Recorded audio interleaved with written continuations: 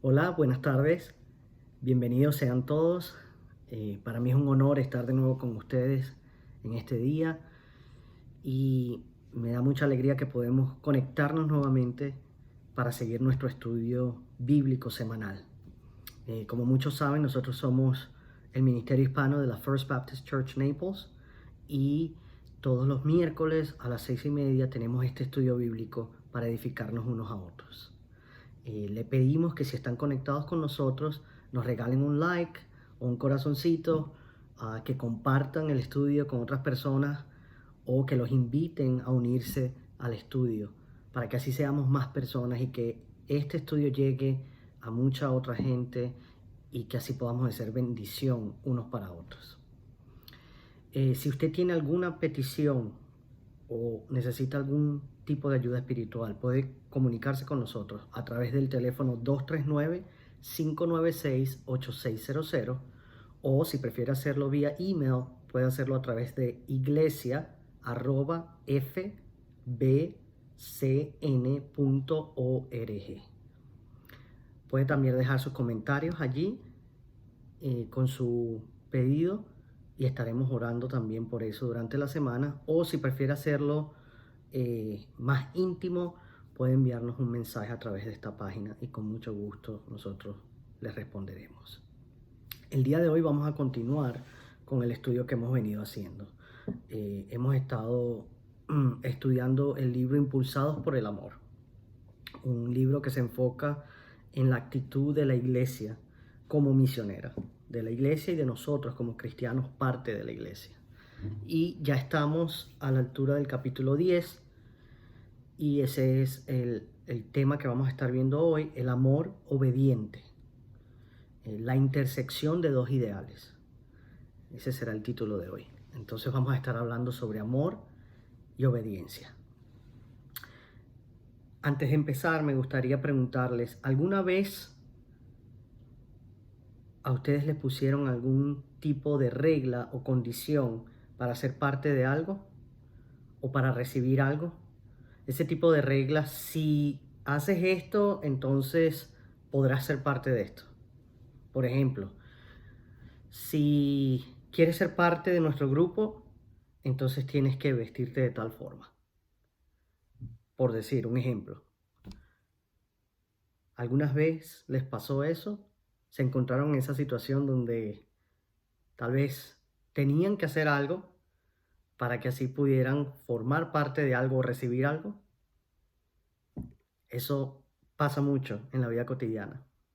Y me gustaría, de hecho, contarles una pequeña anécdota del autor del libro. Él dice que cuando era pequeño en su casa, en un mes de noviembre, comenzaron a caerse todas las hojas de los árboles. Había llegado el otoño y ellos empezaron a reunir un montón de hojas. Reunieron tantas hojas que hicieron, ¿verdad? Un montón bien alto y allí comenzaron entonces a preparar lo que ellos llamaban el fuerte, un fuerte a base de hojas. Pero fue tan alto, ¿verdad? El fuerte que construyeron que ya ellos podían subirse allí, habiendo puesto, digamos, una tabla encima, podían subirse allí y veían hacia la casa del vecino a través de la cerca. Entonces les tomó un poco de trabajo, pero con un rastrillo, con unas cuantas horas de trabajo, ellos pudieron juntar todas estas hojas, las amontonaron y era tan alto que luego con ponerle una placa arriba de madera, ellos podían subirse allí y tenían su fuerte. Y eso les permitía ver a ellos hacia el otro lado, hacia el vecino. Entonces, luego había un árbol cercano y comenzaron también a caerse manzanas. Y cuando ellos veían esas manzanas caer, entonces ellos las tomaban y comenzaron luego a lanzarlas como granadas hacia la casa del vecino. Y todas las manzanas daban a parar, ya fuese en la piscina del vecino o a veces incluso le daban a las mismas personas que estaban allí. No hace falta decir, ¿verdad?, que allí, en ese vecindario de ellos, esto se volvió, digamos, la comidilla del vecindario, ¿no? Entonces todos los demás niños querían participar en esto. Y eso era algo que generalmente no les pasaba a ellos, a- como narra el autor. Entonces ellos estaban en una posición donde podían comenzar a establecer reglas, porque eran tantos los niños que querían participar en esto, que ellos podían decidir quién participaba y quién no. Y así lo hicieron. Entonces, por ejemplo, si quieres participar, entonces tienes que hacer esto. Esa era la regla. Y hubo muchas reglas de sí entonces que ellos comenzaron a fijar. La primera era que si querían ser parte de la guerra del fuerte de hojas, tenían que traer manzanas. ¿Por qué? Porque la mayor parte de las manzanas de ellos, que habían caído de los árboles, ya estaban del otro lado del vecino. Entonces, quien quisiera participar tenía que traer manzanas. La segunda regla, si querían ser parte del club, entonces tenían que prometer estar siempre del lado de ellos en las futuras batallas del vecindario. Y la tercera, si querían participar, tenían que prometer ser sus mejores amigos para siempre. Entonces esas fueron una de las reglas que ellos fijaron, por mencionar tres. Si hacían esto, entonces podían obtener esto. Y así empezaron a llegar muchos niños y continuaron llegando, haciendo promesas que no tenían la más mínima intención de cumplir nunca. Este tipo de sí, entonces, es menos común en las escrituras. Dios en realidad nos extendió su mano aún cuando éramos pecadores. Pero hay un sí, entonces, que sobresale de todos los demás. Si me amáis, entonces guardad mis mandamientos. Y eso los encontramos en las escrituras.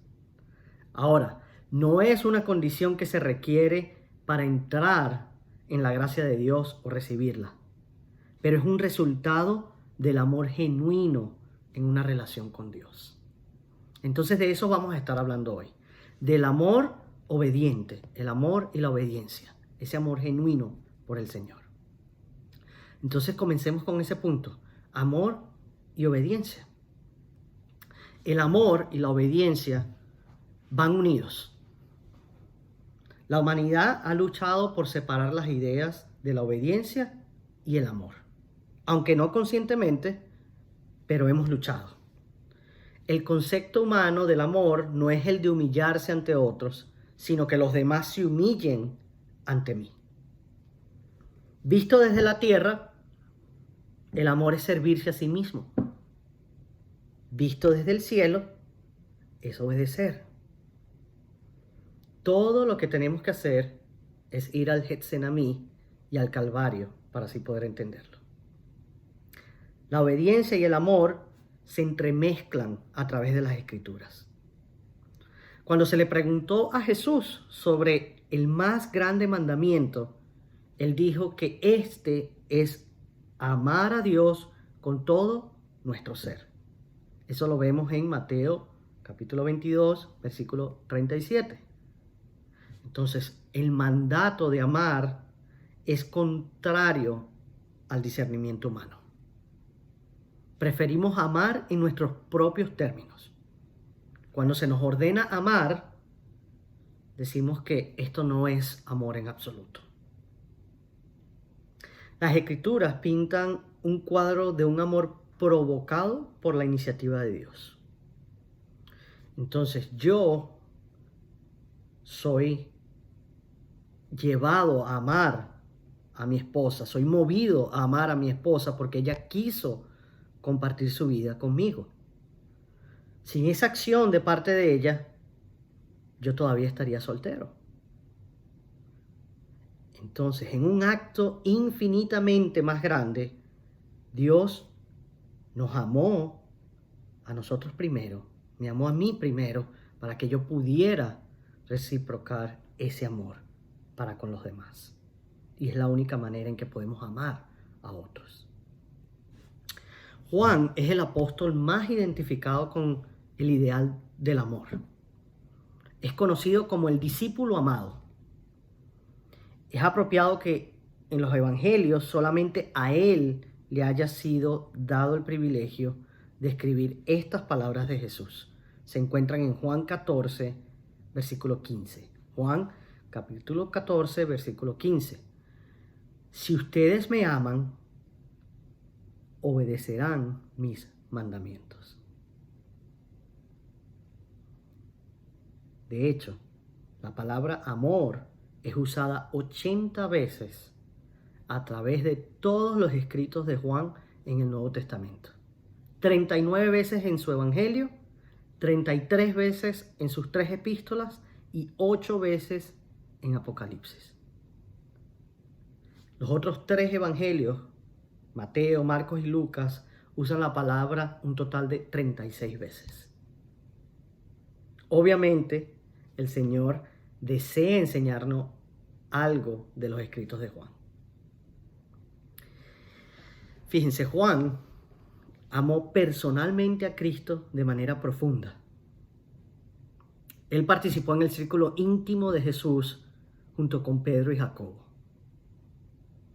De los apóstoles, solo Juan sobrevivió el martirio y alcanzó a vivir hasta una edad avanzada. Y murió en el exilio en la isla de Patmos después de recibir la visión apocalíptica de cómo Dios concluirá la historia humana. Por eso existe el libro de Apocalipsis. Entonces fue inspirado a escribir del amor apropiadamente, puesto en Dios y que es tan horriblemente mal colocado en el pecado. Juan entendió la compulsión del amor a la luz de la deidad.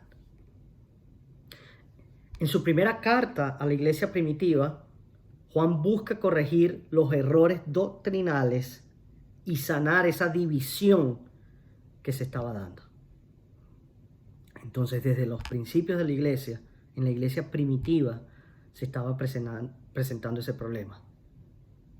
Había un problema doctrinal donde se estaba enseñando en algunas iglesias o estaba llegando alguna corriente de una doctrina no sana, donde se había tergiversado el mensaje y se buscaba confundir, y también se estaba produciendo divisiones en la iglesia. Entonces, en su primera carta a la iglesia primitiva, Juan trata con esto.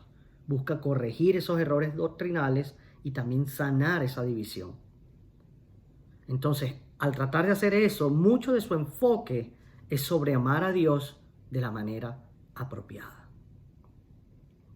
Tal vez muchas de las divisiones en nuestras propias iglesias se desvanecerían en la historia si pudiéramos, así como Juan enseñó, conectarnos con un amor obediente por Cristo. Probablemente veríamos esas divisiones desaparecer. La obediencia trae conocimiento. Veamos lo que dice Primera de Juan, capítulo 2, versículo 3. Comienza con una pregunta, ese versículo dice: ¿cómo sabemos si hemos llegado a conocer a Dios? Y luego nos da la respuesta: si obedecemos sus mandamientos. Entonces, la idea de conocer a Dios es una que el mundo entero busca. Todo el mundo quiere conocer a Dios. ¿Cuál es el problema? Es el mismo problema que tuvieron nuestros antepasados en Génesis 1:1. El problema es que pensamos demasiadamente elevado de nosotros mismos. Es decir, nos creemos mucho.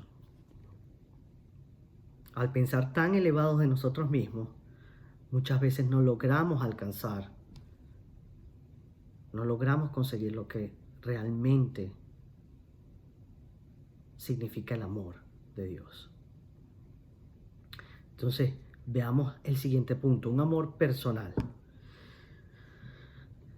La compulsión humana es descubrir cosas. Eso es lo que busca el humano. Es algo que motiva al ser humano, descubrir cosas. Piensen lo siguiente, ¿por qué otra razón enviaríamos naves especiales a la Luna, submarinos a las profundidades del océano? ¿Por qué nos gusta mirar en la tele animales como serpientes o cocodrilos luchando? Simplemente porque queremos saber más. Porque somos motivados a querer saber más, a descubrir cosas. Pero el conocimiento en sí mismo no es suficiente. Los humanos desean una experiencia personal. Y eso se ve ilustrado perfectamente en la evolución de los videojuegos. Para los que han jugado videojuegos, saben a lo que me refiero. En mi época, uno de los primeros videojuegos que se jugaba, o uno de los primeros sistemas que salieron, fue el Atari. Era un aparatito que tenía una palanca con un botoncito. Y podíamos pasar horas jugando con el Atari. Y para ese entonces los juegos que habían, que eran de bloques o que tal vez no eran con una resolución tan perfecta como la de hoy en día, eran juegos que nos mantenían no solamente ocupados, sino alegres. Era lo que estaba de moda en ese momento. Pero poco a poco, ¿verdad? Los videojuegos fueron progresando y se fueron introduciendo personajes, héroes, así como Pac-Man, tenía que salvar a la señora Pac-Man, a los hermanos Mario, que siempre buscaban rescatar a la princesa, y Link, que salvaba a la princesa Zelda. Entonces, a medida que fueron progresando los videojuegos, fueron insertando, ¿verdad?, personajes, héroes. Comenzó a tratarse de una experiencia más personal. Y luego llegó lo que parecía ser el momento definitivo para los jugadores. Tron. Era una película que se centraba en la idea de un pirata informático que era secuestrado y llevado al mundo del videojuego. Entonces, esa película Tron fue un hito. Se volvió muy famosa. Desde ese punto en adelante, los videojuegos fueron más acerca de personalidades y experiencias personales que estar moviendo tal vez bloques en una pantalla como Tetris. Entonces, hoy en día, la norma para los videojuegos de alta tecnología es la primera persona. Ya sea que vas manejando un auto de carreras o que estás interactuando con otros personajes, pero lo cierto es que los humanos quieren una experiencia, aún en el mundo cibernético, porque hemos sido creados para eso. Y eso se ve muy bien ilustrado en los videojuegos. Ahora, el apóstol Juan dice que es posible experimentar personalmente el amor de Dios. Pero el camino para esa experiencia es por el sendero de la obediencia. Es decir, para poder experimentar personalmente el amor de Dios, es necesario transitar el camino de la obediencia. En otras palabras, buscar un mayor conocimiento de Dios no es la manera de experimentar el amor de Dios. Es en cambio una consecuencia de la obediencia a Dios y un resultado de la iniciativa de Dios para una relación íntima con nosotros. Con esto no quiero decir que no debamos estudiar la palabra. Todo lo contrario, debemos ser estudiadores de la palabra y poner en práctica la palabra, estudiarla a diario y ponerla en práctica en nuestras vidas. Pero para experimentar el amor de Dios debemos transitar el sendero de la obediencia. De nada serviría tener mucho conocimiento si no ponemos ese conocimiento en práctica, si no obedecemos. Sin embargo, tendemos a pensar lo opuesto, que el conocimiento da como resultado la obediencia, pero eso no es así. El conocimiento sin amor no tiene sentido. Lo que importa es cómo es usado. Es como el fuego. El fuego no es bueno ni es malo. Lo que hace la diferencia es la manera en qué se usa. En una chimenea, por ejemplo, unas llamas pueden calentar una casa, la sala, a una persona, a un grupo de personas que estén allí compartiendo. Pero si se mueve el fuego a varios metros de distancia, tal vez no producirá sino resultados negativos. Si ese fuego, en vez de estar contenido allí en la chimenea, se esparciera por toda la casa, obviamente va a traer resultados negativos.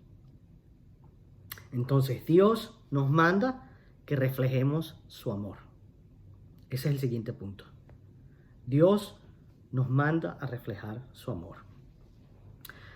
Debemos buscar primeramente la obediencia. De esa obediencia viene el conocimiento de cómo ser más obedientes y cómo amar más profundamente. La obediencia provee ese lugar apropiado para que el conocimiento se establezca. Fíjense, los soldados, ¿verdad?, que se encuentran en medio del fuego en una batalla, pueden ver muy poco el campo de batalla. La victoria de ellos y su supervivencia depende de los oficiales, de los comandantes que tienen acceso a los satélites, a los mapas, exploradores y planes de batalla. Entonces los soldados deben confiar en los comandantes, quienes pueden ver el campo de batalla en su totalidad y deben ellos obedecer sus órdenes. Nosotros compartimos la misma situación. Es crucial que nuestro amor esté perfectamente situado en Dios. Debemos obedecerle para poder conocerlo y participar con Cristo en la victoria. Como un general comandante, Dios tiene el derecho de esperar nuestra obediencia. Sin embargo, nuestra carnalidad nos aconseja generalmente rebelarnos en contra de cualquier regla, aun de aquellas que son para nuestro propio bien. Gran parte de esta actitud es la percepción de que las reglas son difíciles. ¿Por qué? Porque las reglas limitan nuestro estilo, porque las reglas nos estorban, porque las reglas no nos permiten pasar un buen tiempo. Pero fíjense, más adelante en esta carta, en la primera carta de Juan, él trata sobre esa actitud. Vayamos a Juan, primera de Juan, capítulo 5. Vamos a leer los versículos 3 al 5. Primera de Juan, capítulo 5, versículos 3 al 5. Y veamos lo que dice allí. Nos dice, en esto consiste el amor a Dios, en que obedezcamos sus mandamientos. Y estos no son difíciles de cumplir, porque todo el que ha nacido de Dios vence al mundo. Esta es la victoria que vence al mundo, nuestra fe. ¿Quién es el que vence al mundo sino el que cree que Jesús es el Hijo de Dios? Es solo por la obediencia que logramos zafarnos suficientemente del mundo para así poder tener conocimiento de Dios. Cuando éramos niños, veíamos las reglas como dictatoriales, pero para el creyente, los mandatos de Dios son un deleite.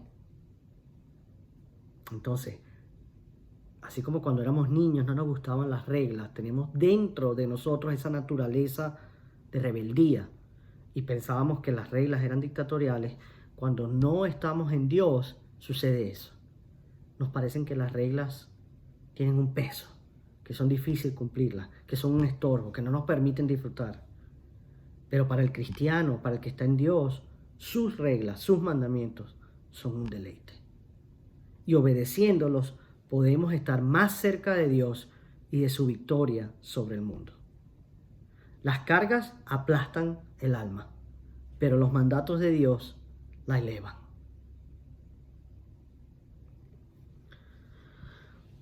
¿Cuál es el siguiente punto? La obediencia complementa nuestro amor. Nuestra obediencia complementa nuestro amor. No sé si ustedes habrán visto la película Jerry Maguire. una película muy famosa, yo creo que la mayoría de las personas la han visto. Lo cierto es que hay una escena en que el protagonista, Tom Cruise, le dice a la protagonista de la película: tú me haces sentir completo. Es una frase que dice Tom Cruise y que se volvió muy famosa. Ese es el momento de la película que todos esperaban. Una experiencia climática, una experiencia romántica entre dos almas que se conectan y así la vida cobra sentido. Y muchos están en búsqueda de aquello que les traerá el sentido de que su vida es completa. Entonces, así como lo ilustra la película, vemos hoy en día personas que están en búsqueda de eso mismo. Algo que le va a traer sentido a su vida, algo que va a complementar su vida. El empresario, por ejemplo, encuentra significado en una transacción de negocios. Los artistas, ¿en dónde encuentran ese complemento? Cuando producen algo hermoso, ya sea con arcilla o con música o a través de otro medio, la pintura. Los padres con frecuencia encuentran eso en los hijos. Pero ¿dónde lo encuentran los que aman a Cristo? Nosotros, los cristianos, los que aman a Cristo, buscan hallar significado en la gloria y la fama de Dios. Eso es lo que le da significado a nuestras vidas. Su gloria, su fama, todo para la gloria de Dios. Ahora, yo no soy artista,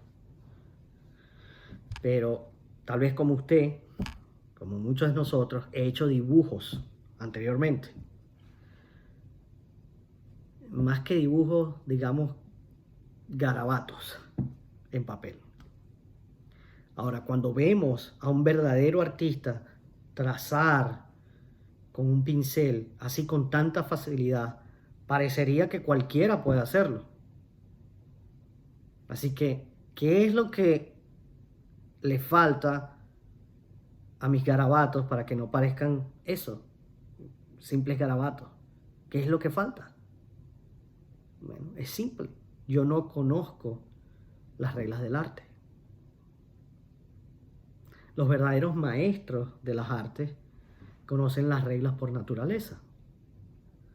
Han aclimatado sus ojos para ver cómo cae la luz en la escena y la proporción de un objeto con relación a otro en el mundo bidimensional del lienzo. Y por eso podemos ver pinturas tan hermosas. Pero yo no conozco esas reglas. Yo solo puedo dibujar garabatos en un pedazo de papel o en una servilleta. Fíjense lo que Juan le enseñó a la iglesia primitiva y a nosotros también. Veamos Primera de Juan, capítulo 2, versículo 5. Primera de Juan, capítulo 2, versículo 5. Esto fue lo que enseñó Juan. En cambio, el amor de Dios se manifiesta plenamente en la vida del que obedece su palabra. De este modo sabemos que estamos unidos a Él. Para completar el cuadro de mi amor por Dios, el requisito es la obediencia.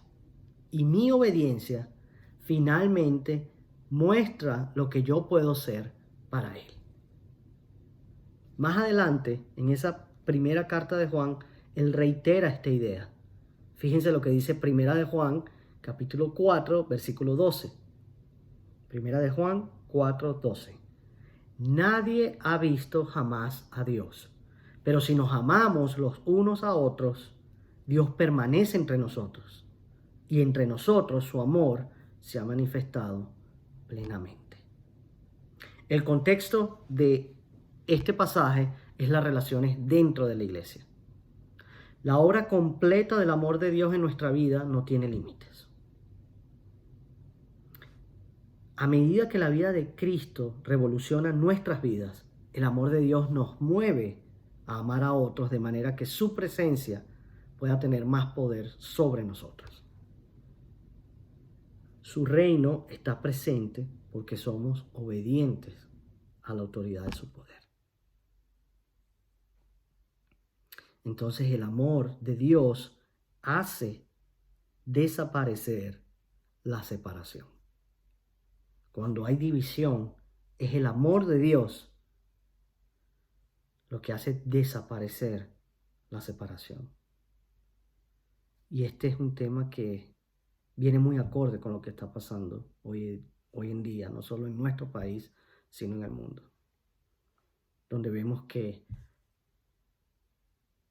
lamentablemente hay actos donde se vulneran muchas veces los derechos de otras personas, pero también vemos cómo se produce una división, se producen grupos donde en vez de haber unión, amor, vemos cada vez más separación, más división, más pelea. Y a veces es triste también verlo en algunas iglesias. Entonces el amor de Dios hace desaparecer la separación. Hay ocasiones cuando tenemos que forzarnos a ser agradables. Tal vez usted trabaja con alguien que aún siendo bien intencionado es difícil de tratar.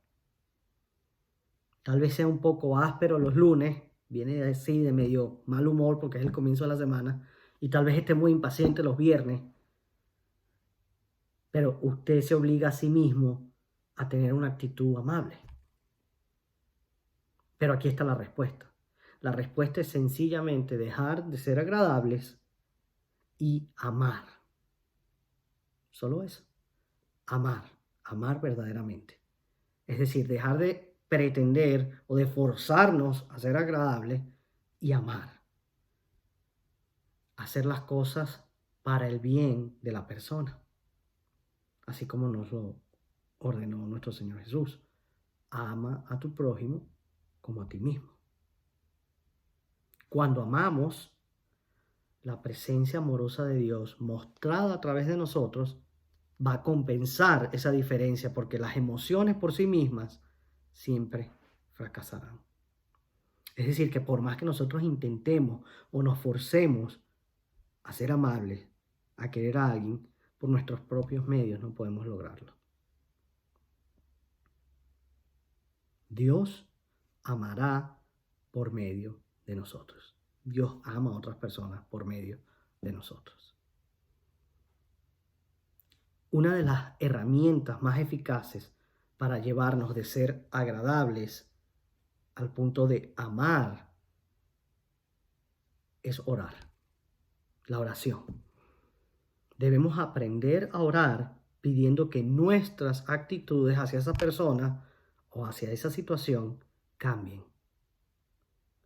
Fíjense, no es que la persona cambie, no es que las circunstancias cambien, sino que nuestra actitud, nosotros, comenzando por nosotros, que nuestra actitud hacia esa persona o hacia esa circunstancia cambien. Y también oramos que Dios obre para el bien de esa persona, obviamente. Si esa persona necesita hacer un cambio en su vida para poder venir a Cristo, para poder disfrutar de la vida plena, abundante que da Cristo, entonces oramos por eso. Una vez que comencemos a orar de esta manera, no podremos evitar amar. Va a ser inevitable. Veamos el último punto. La obediencia prueba nuestro amor. Me pregunto, ¿podemos probar el amor? No existe una ecuación matemática para esto. No hay un método científico aplicable. Ni siquiera el sistema métrico tiene una medida para ello. Sin embargo, Dios nos dice cómo puede ser verificado el amor. Y es por su expresión en el vivir. Como he dicho, el amor de Dios no encuentra un límite en nuestra vida. Tiene un efecto arrollador en nosotros. Cuando Él establece su amor dentro de nosotros, otros lo van a experimentar. Juan lo declaró así en 1 de Juan, capítulo 5, versículo 2. Primera de Juan 5:2. Así, cuando amamos a Dios y cumplimos sus mandamientos, sabemos que amamos a los hijos de Dios. Entonces, la demostración del amor de Dios hacia sus hijos es poderosa. Él trae consuelo a los dolientes por medio de aquellos que han pasado por el dolor. Así que cuando nosotros pasamos muchas veces por situaciones difíciles o por dolor, Dios está allí con nosotros y esas situaciones luego van a servirnos para nosotros ministrar a otros que están pasando por esa misma situación. Entonces Él le trae consuelo a quienes están pasando por el dolor por medio de aquellos que ya han pasado por ese dolor. Dios ama a su esposa, la iglesia, por medio de hombres y de mujeres que se han jurado amor mutuo en el altar. Dios hace que sus hijos maduren por medio de padres espirituales que dedican sus vidas a criar bebés espirituales. La iglesia conoce el amor de Dios porque el amor de Dios es evidente en la iglesia. El mundo llega a conocer el amor de Dios por el amor que nos tenemos unos a otros. Entonces, para ser misioneros tenemos que amar a los hijos de Dios. Fíjense lo que dice Juan capítulo 13, versículo 35. Juan 13, 35. De este modo todos sabrán que son mis discípulos, si se aman los unos a los otros. Entonces, el mundo va a llegar a conocer el amor de Dios por ese amor que nos tengamos unos a otros. El mundo entero debería poder identificar a los creyentes entre ellos. Una iglesia en misión debe probar constantemente la realidad del amor de Dios por la manera en que nos preocupamos unos por otros, la manera en que nos consolamos y la manera en que disfrutamos unos con otros. El corazón del cristiano misionero es mantenido a flote por el amor. La acción del cristiano misionero es dirigida por la obediencia. La obediencia, aun siendo tan valiosa, se logra con algo de dificultad. Cuando llegamos a ser salvos, obedecer a Cristo es emocionante. Nada más importa en ese momento, sino obedecer al Señor. Pasar de la oscuridad a la luz con frecuencia supera las trampas del tentador y los deseos de la carne. Pero muchas veces, invariablemente, el comité Aguafiestas se acercará a todos los creyentes nuevos y siempre tratará de aplacarlos. Entonces, estos hombres y mujeres llegan con el loable deseo de que el recién convertido no se agote demasiado. Sin embargo, el verdadero efecto es la disminución del amor de la persona y su obediencia a Cristo.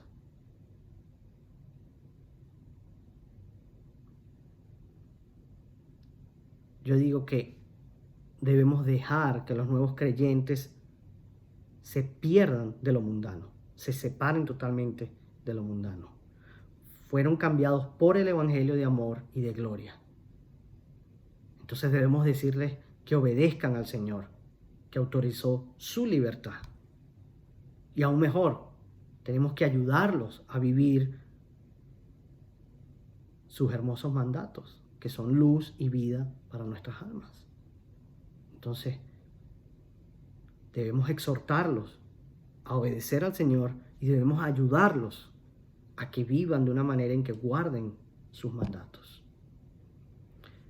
Nuestro esfuerzo misionero debe incluir a todo nuevo cristiano en nuestra esfera de influencia, tanto a los jóvenes como a los viejos.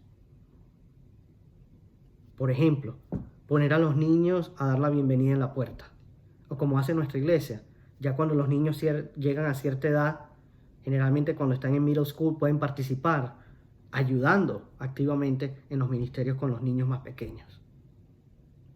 Pero deben estar involucrados.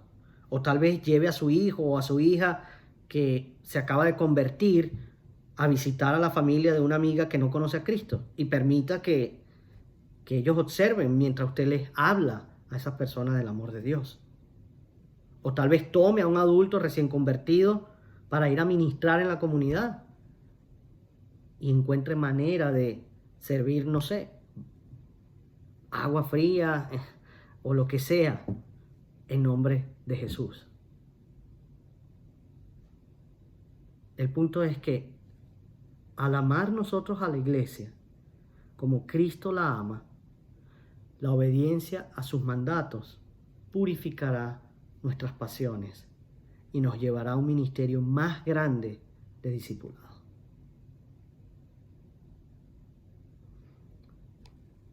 Entonces cerramos con esta idea.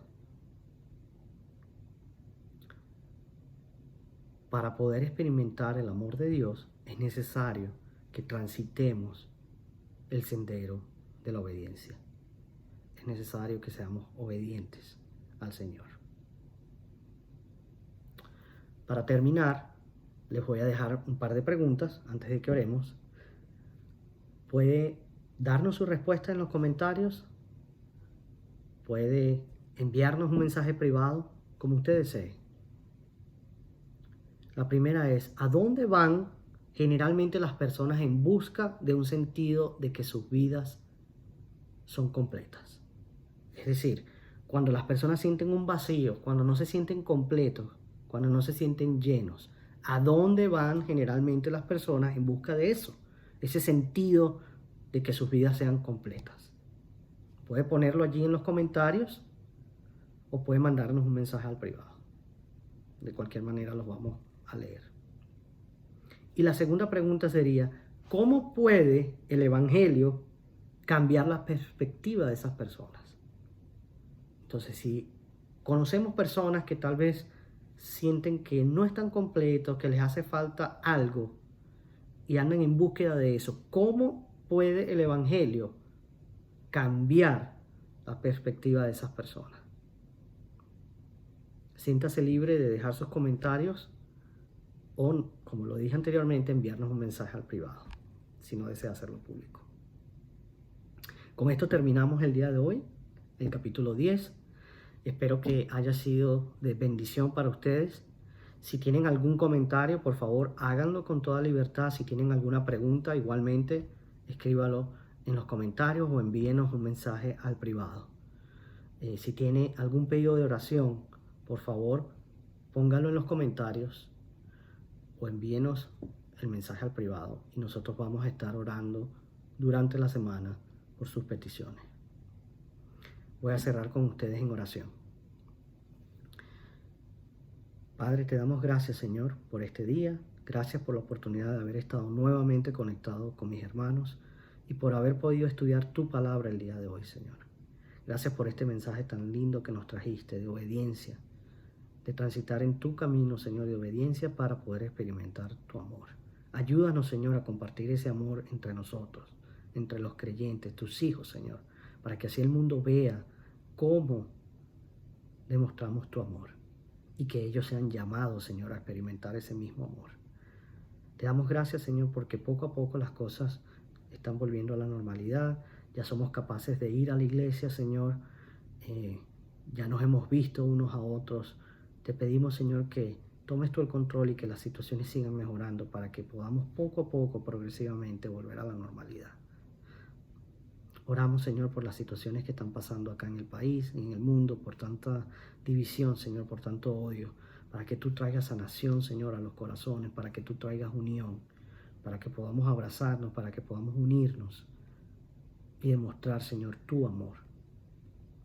Oro por mis hermanos, por sus familias, para que tú los bendigas, los protejas, los prosperes.